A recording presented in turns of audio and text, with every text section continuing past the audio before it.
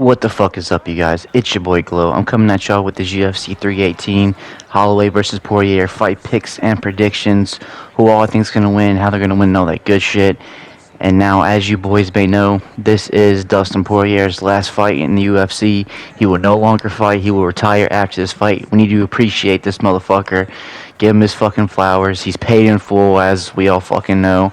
And yeah, just really enjoy the main event. Let's just get straight into these picks and predictions, boys. Starting off the card, we got Judis versus Kari.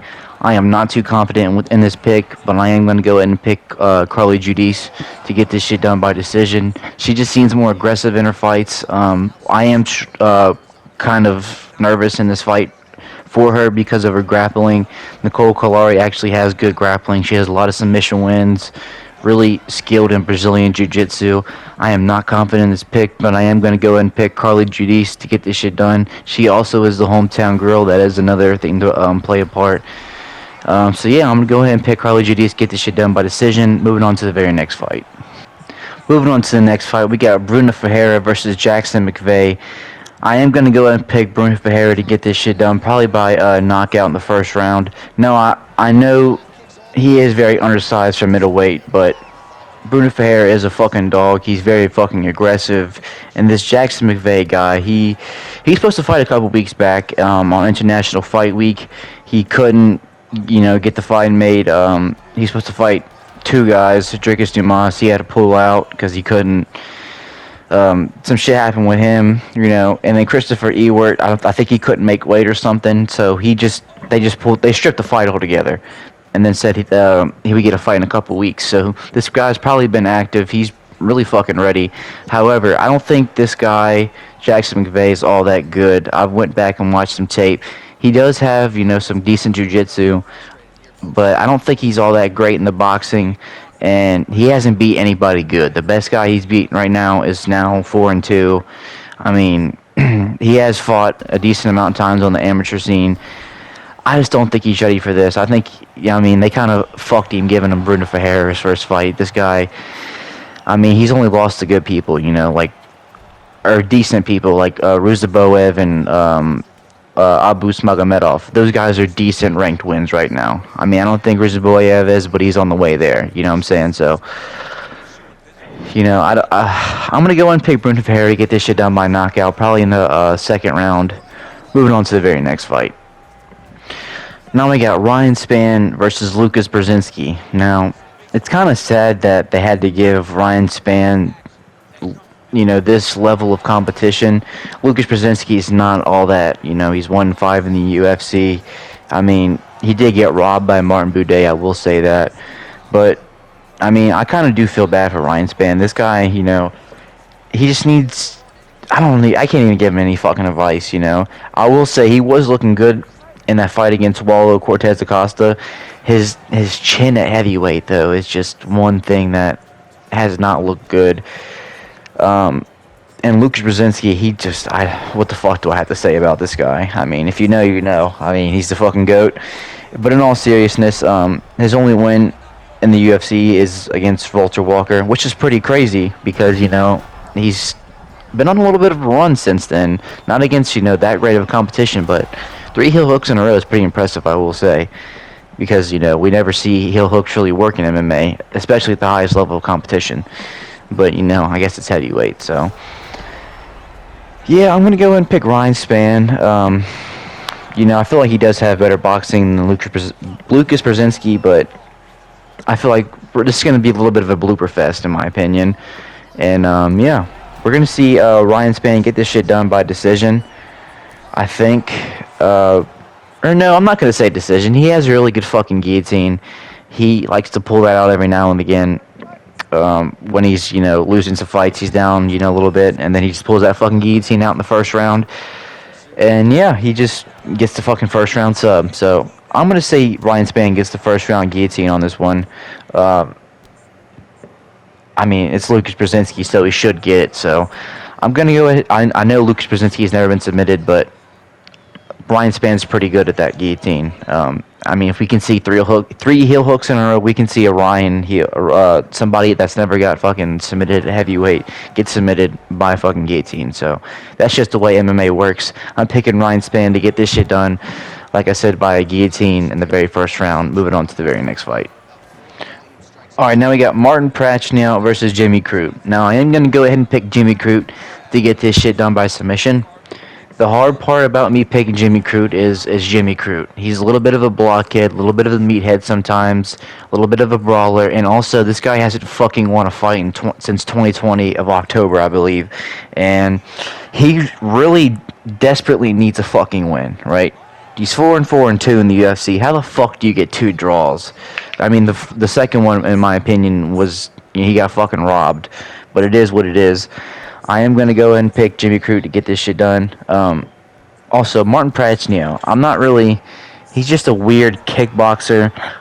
Really hasn't fought since his loss to Modestas Bukauskas, which, in my opinion, that was a fucking banger. That's an underrated fight. Both those guys don't really have that big of a name, but that was an underrated fight. Go back and watch that shit. It was kind of back and forth. Especially with on the ground with some sneaky ass. Martin Prachnio threw a sneaky ass fucking head kick in I want to say in the second that wobbled Modestas Bukauskas while he was being really aggressive. So that's one thing you got to look out for this motherfucker is he's very sneaky with his kicks. Doesn't really. I mean, he's not really that great in boxing, but in kickboxing, with the kicks, especially the low kicks and the high kicks, he's very fucking deadly at. So. But I am going to go and pick Jimmy Croo. I mean, he does have a good chin at this point. He's just fucking... he's a blockhead. So, I'm going to go and pick Jimmy Croo to get this shit done by submission. Probably in the second round. Moving on to the very next fight. Moving on, we got Adam Fugit versus Islam Detov.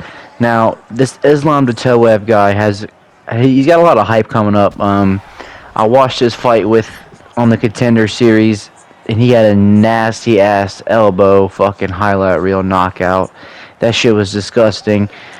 On the regional scene, I mean, this guy, he's good at, striking and grappling. His boxing needs some work, I would say, but I feel like he's got it in the bag against Adam Fugit.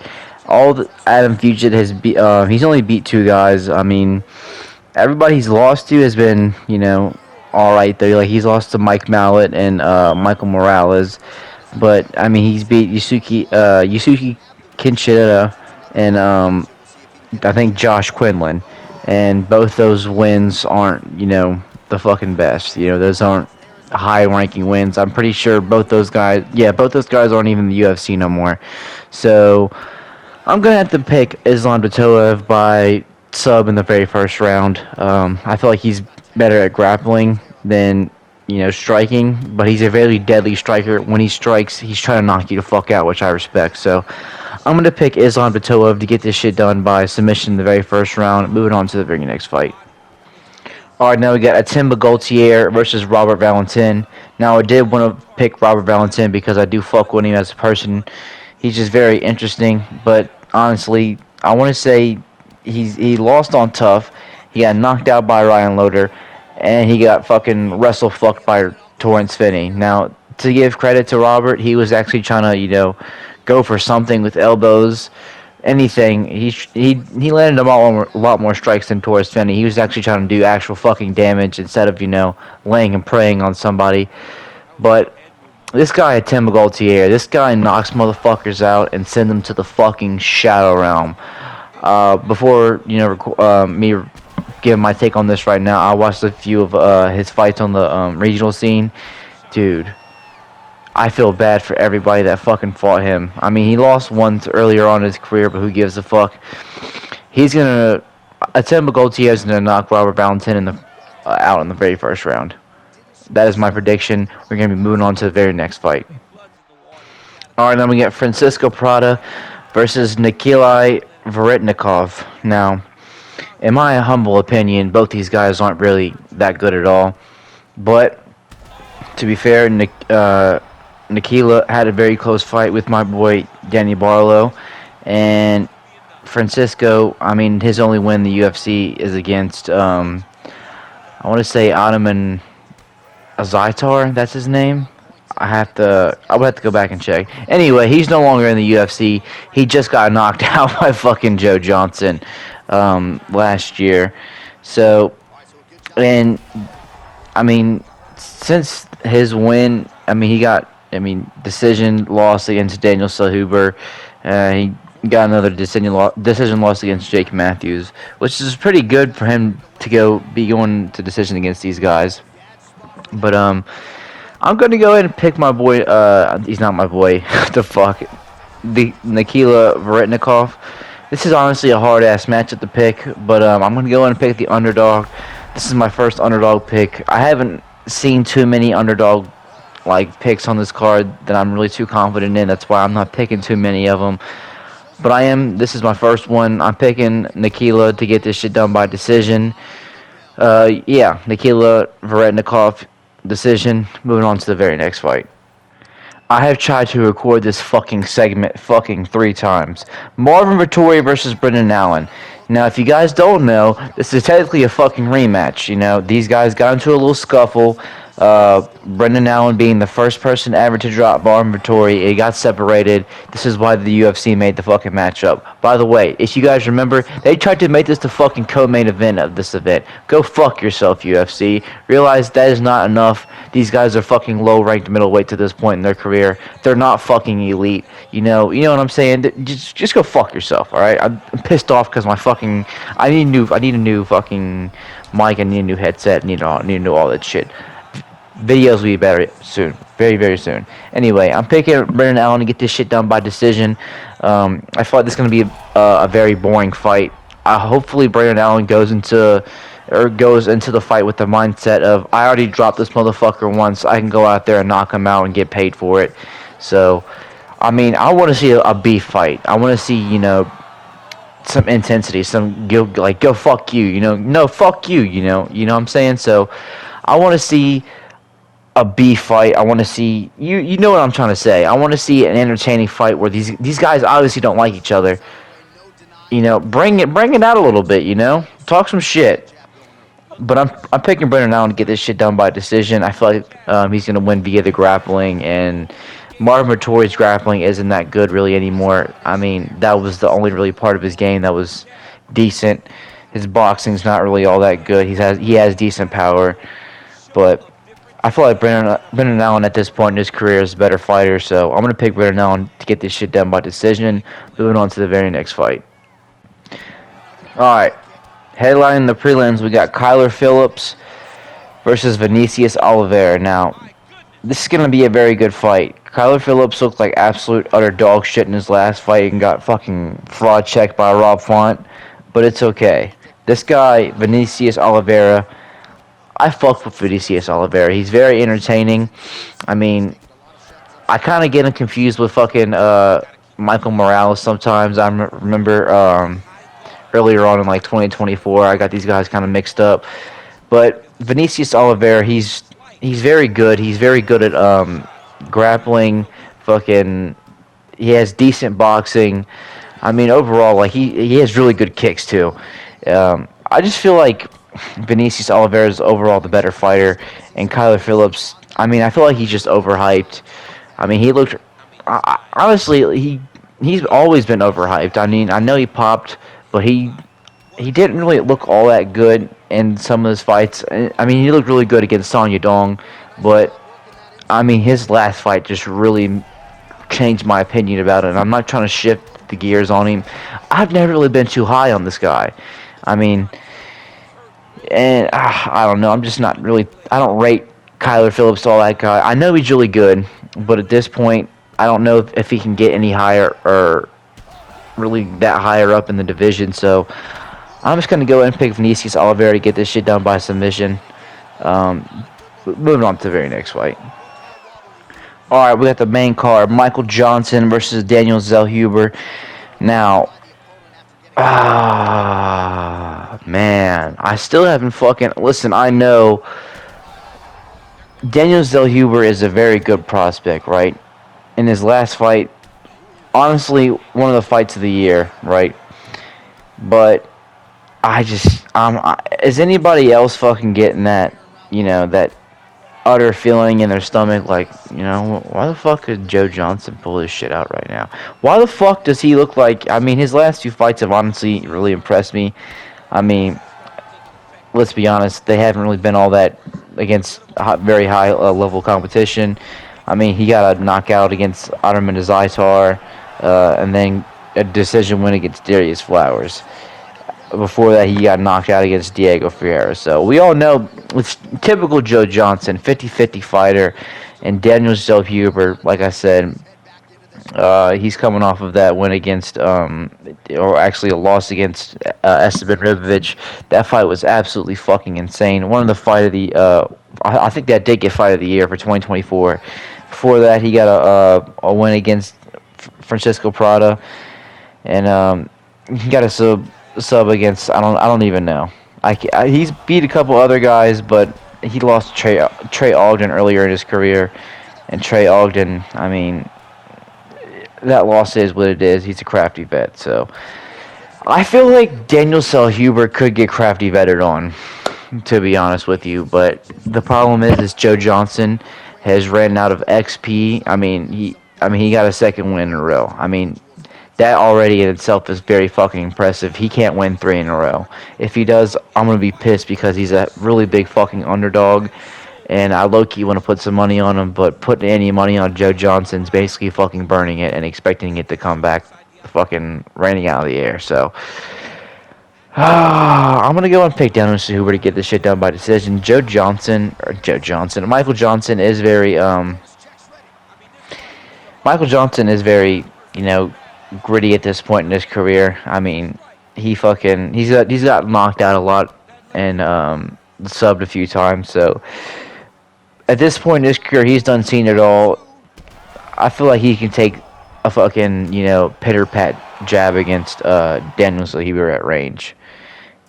Daniel Zel Huber is very fucking rangy, and Joe Johnson's going to go out there and try to get the KO, and he might get countered on. So I'm going to go and pick Daniel Zel Huber to get this shit done by decision. Moving on to the very next fight. All right, now we got Dan Ige versus Patricio Pitbull.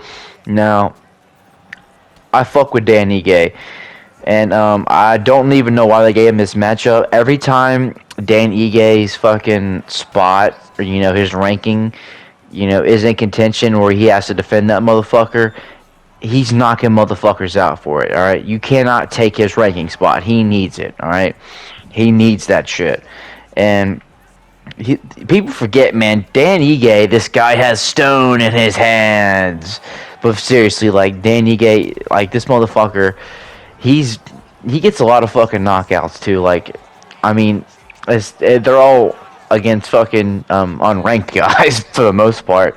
But Patricio Pitbull, at this point in his career, he's 38 years old. I mean, Dan Ige's got fucking, I want to say, 5 inches of reach on him. They're around the same height, so, I mean, I'm just really more impressed with Dan Ige here recently.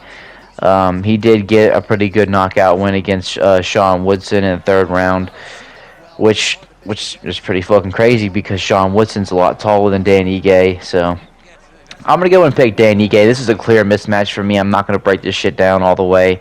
I mean, I basically just did because Dan Ige is going to get the fucking knockout in the very first round. So moving on to the very next fight.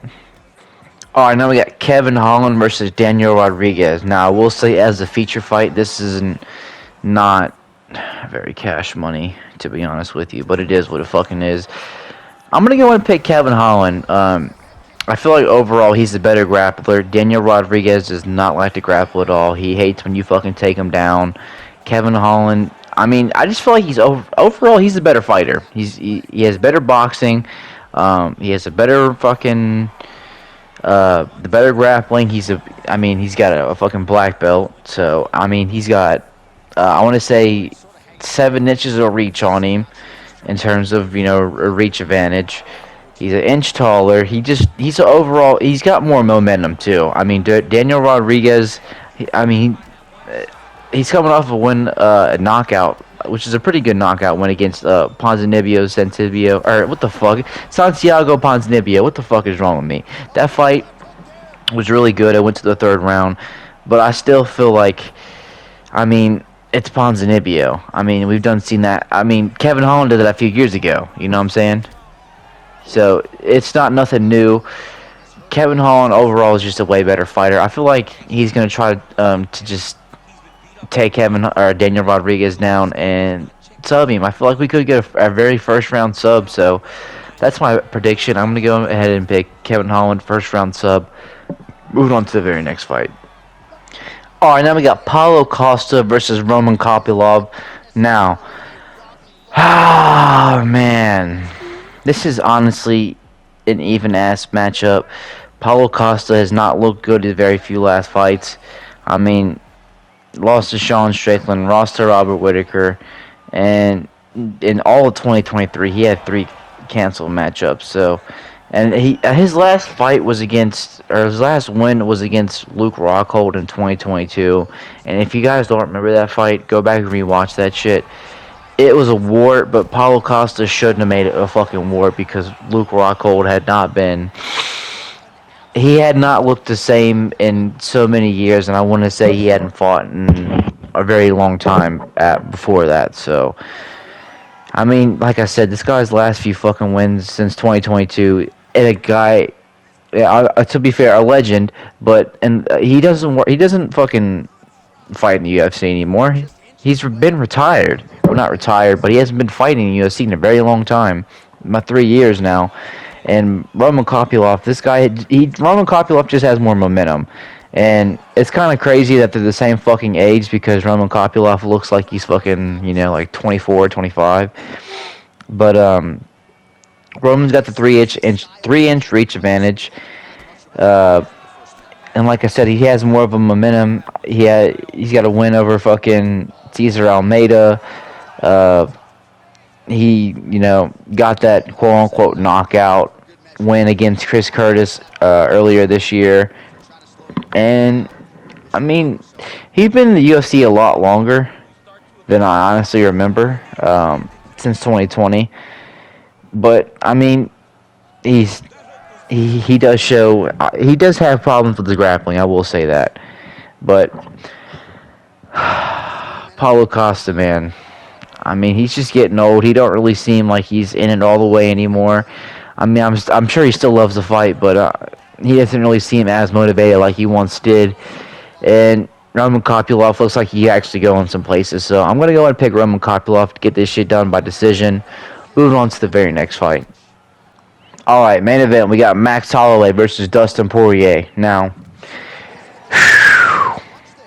thank you for this fucking fight. Now, I don't agree that Max should be getting this fucking trilogy, but it is what it is. We got it. I mean, he technically still has the BMF belt. I mean, fucking... Technically, why do I keep saying technically? Dustin Poirier is up 2-0 on Max, right? If Max loses this fight, he's going to be the first fighter to ever be 3-0 in trilogies. That's not going to look good on his resume, on his fucking, on his legacy.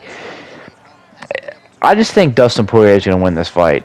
And I honestly think he's going to win by knockout because if you look on the second fight, I mean, he was piecing Max up, right? Stunning him left and right. Now, I know a lot of people are saying, like, oh, Max, didn't take that one seriously. He was, he didn't really fully bulk up to 155. You can get him that because when in the Justin Gaethje fight, he looked different. He actually looked like he, gained some fucking muscle, was actually trying to prepare for the switch of divisions. I feel like moving back to 145 definitely fucked him after moving down to 155, even though he had been making that cut for years now. That's because you losing all that muscle is still gonna fuck with you, I feel like, especially like in terms of like the weight cut. So this fight at 155 will be a lot better for him. And Dustin, like I said again, thank you. I appreciate you for all the fucking fun moments you've given us. I feel like you're gonna knock Max out, right? And it's not because we've seen him chinned. It's just the simple fact of, like I said, the second fight where he was fucking stunning him left and right. He wasn't necessarily dropping them, but you could tell them fucking shots was pinging off of him, and Max didn't like him. Like Max didn't like them shots that he was eating. But to be fair, that was a different Max. I will give you that. But I think Dustin's gonna catch Max with a fucking sneaky ass left hook, probably in the third or fourth round, and I feel like he's gonna try to finish Max with ground and pound and get Max out of there. But yeah, that's my final prediction. Dustin Poirier, third or fourth round knockout. I appreciate you guys listening this far. If you have, I'm sorry if I didn't pick that many underdogs this fight. I think I only picked like 2 or 3. That's all right. I mean, I'm still gonna get the fucking full card right. I mean, I'm a fucking look at my fucking prediction rate. These last few fucking cards. I'm cooking. I'm fucking cooking up, boys. I'm fucking cooking. I'm taking this shit. I am the best MMA predictor in the motherfucking YouTube game right now. Watch me. I'm fucking next up. I'm underrated. I don't give a fuck. Leave a like, comment, and subscribe. Peace the fuck out, y'all.